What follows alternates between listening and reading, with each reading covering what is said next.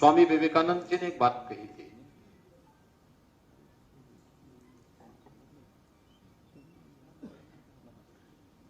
कि जब कोई व्यक्ति या समाज अपने महापुरुषों और अपने गौरव पर गर्व की अनुभूति करने की बजाय लज्जा महसूस करने लग जाए तो समझ लो कि अब उसके दिन बहुत कम बचे हैं।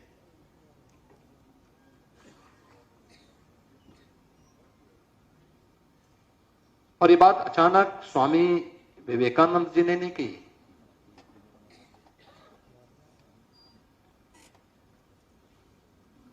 भारत के सनातन धर्म से जुड़े हुए किसी भी परिवार के अंदर, उत्तर से लेकर दक्षिण तक, पूरब से पश्चिम तक, कहीं भी आप जाएंगे,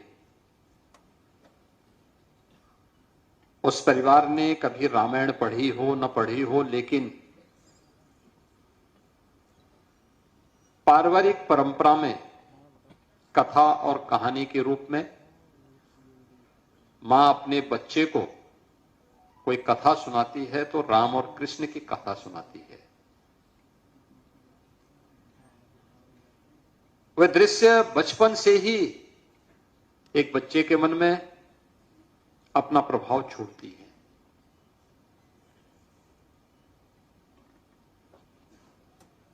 प्रारंभिक इन संस्कारों के बाद जब बच्चा आगे बढ़ता है तो उसके सामने क्या आदर्श होने चाहिए,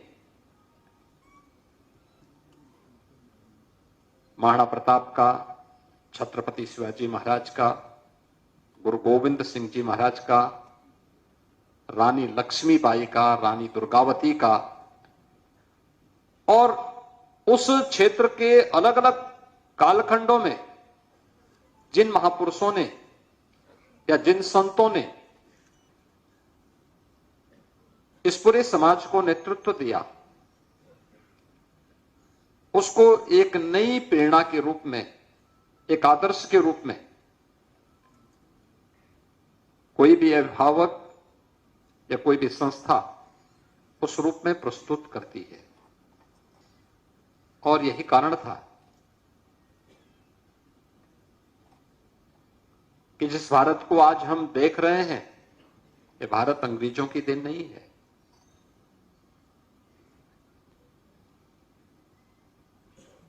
आज से हजारों वर्ष पहले भी जब भारत के बारे में, जिस भारत को आज हम देख रहे हैं, एक राजनीतिक भारत होगा,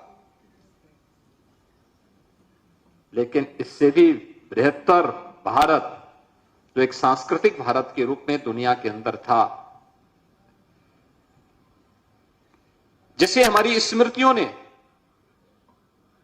जिसे हमारे शास्त्रों ने एक मान्यता दी,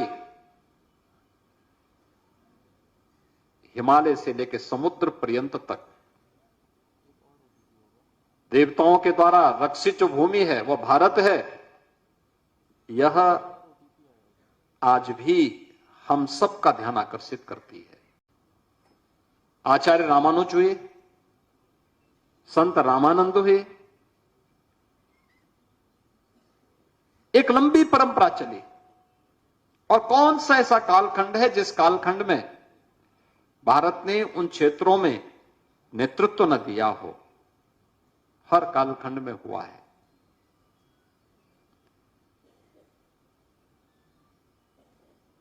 हमने उसको भुलाने का प्रयास किया,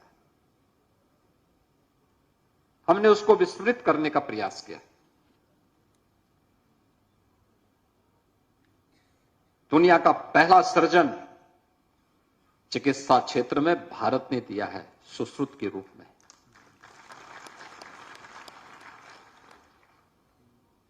विमानकी शास्त्र की चर्चा जब होती है तो राइट ब्रदर्स की बात तो सब करते हैं, लेकिन महर्षि भारद्वाज की कोई चर्चा नहीं करता, क्योंकि हमने भुला दिया। एटम बम की चर्चा तो सब करते हैं, उसको बनाने वाले आधुनिक वैज्ञानिक का नाम भी सब लोग याद करते हैं, लेकिन परमाणुवाद के बारे में उस थ्योरी को देने वाले महर्षि कणाद की कोई चर्चा नहीं करता, क्योंकि कभी हमने बताया नहीं, कभी हमने लोगों को ये बताने का प्रयास नहीं किया।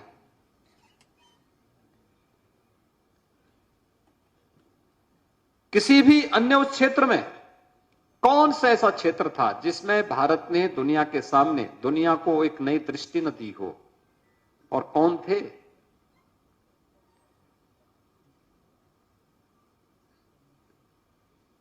भारत ने किया था, हर एक क्षेत्र में उस नेतृत्व को आगे बढ़ाया था। लेकिन उत्थान और पतन ये व्यक्ति के साथ ही नहीं, व्यवस्था के साथ भी जुड़ती है, समाज के साथ भी जुड़ती है और राष्ट्र के साथ भी जुड़ती है।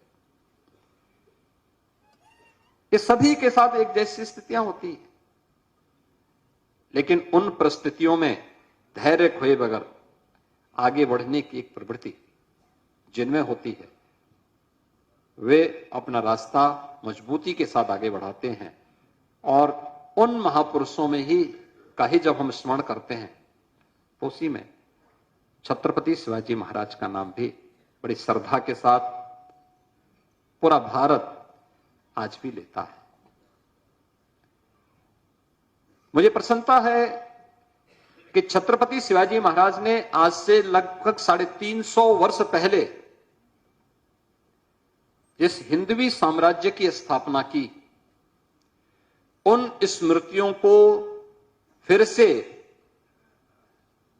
हम सब के लिए स्मरणीय बनाने के लिए दिव्य सेवा प्रेम मिशन के द्वारा, यहां पर दिव्य प्रेम सेवा मिशन के द्वारा जानता राजा की एक प्रत्यक्ष प्रदर्शन का एक नाट्य श्रृंखला का आयोजन यहां पर 26 से लेकर के 31 अक्टूबर के बीच में आयोजित किया गया है। आप याद करिए, छत्रपति शिवाजी महाराज के बारे में यहां पर आदरणीय भैया जी ने बहुत कुछ कहा। प्रेरणा क्या होनी चाहिए, कैसी होनी चाहिए? अभी पिछले दिनों प्रधानमंत्री मोदी जी की प्रेरणा से भारत सरकार ने भारत की नौसेना का चिन्ह वही बनाया है जो छत्रपति शिवाजी महाराज का था।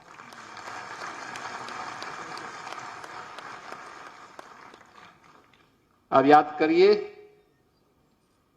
आगरा में छत्रपति शिवाजी महाराज आए थे, उन्होंने औरंगजेब को वहां पे चैलेंज किया था,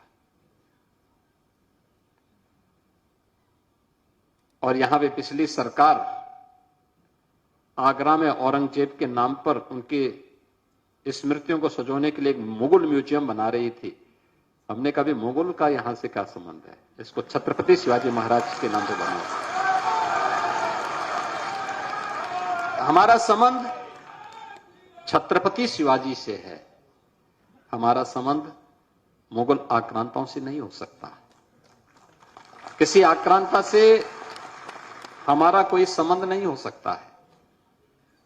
और उस कार्यक्रम को हम लोगों ने वहां पर उस रूप में भव्य म्यूजियम छत्रपति शिवाजी महाराज की स्मृतियों को सजोए हुए हम लोग वहां आगे बढ़ा रहे हैं। याद रखना, छत्रपति शिवाजी महाराज के पीछे भी 2 दिव्य दृष्टि थी, माता जीजाबाई की भी थी और समर्थ गुरु रामदास की भी थी।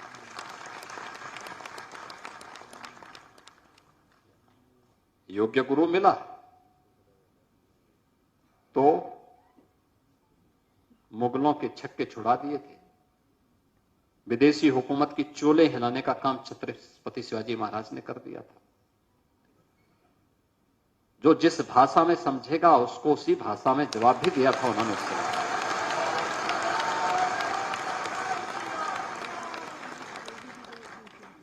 ये वास्तव में दुश्मन के प्रति, वह दुश्मन व्यक्तिगत नहीं होना चाहिए। समाज का जो दुश्मन है, देश का जो दुश्मन है, तो हमारा मित्र कैसे? अगर देश के दुश्मन को कोई व्यक्ति अपना मित्र मानता है तो उससे बड़ी भूल तो कुछ हो ही नहीं सकती है। कोई समाज का दुश्मन है और उसको कोई व्यक्ति अपना मित्र मानता है, इससे बड़ी भूल और क्या हो सकती है? क्योंकि हमारा अस्तित्व तो अपने समाज से है, अपने राष्ट्र से है, जो मेरे समाज का दुश्मन है, मेरे राष्ट्र का दुश्मन है, वो हमारा भी दुश्मन है, वो हमारा मित्र नहीं हो सकता है, हमारा सगा संबंधी नहीं हो सकता है, और उसके साथ किस प्रकार का व्यवहार होना चाहिए, यह दृष्टि भी उन्होंने उस समय दी थी। दृढ़ इच्छा शक्ति हो, लड़ने का एक जज्बा हो, उचित रणनीति हो, तो मायने ये नहीं रखती है कि कितनी बड़ी सेना सामने खड़ी है। छत्रपति शिवाजी महाराज ने उस समय गुरिल्ला युद्ध के माध्यम से भी उस समय की सबसे बड़ी ताकत को हिलाने का काम कर दिया था। औरंगजेब थक गए और अंत में लड़ते लड़ते वह स्वयं दक्षिण भारत में दम तोड़ गया, लेकिन छत्रपति शिवाजी महाराज का बाल बांका नहीं कर पाया।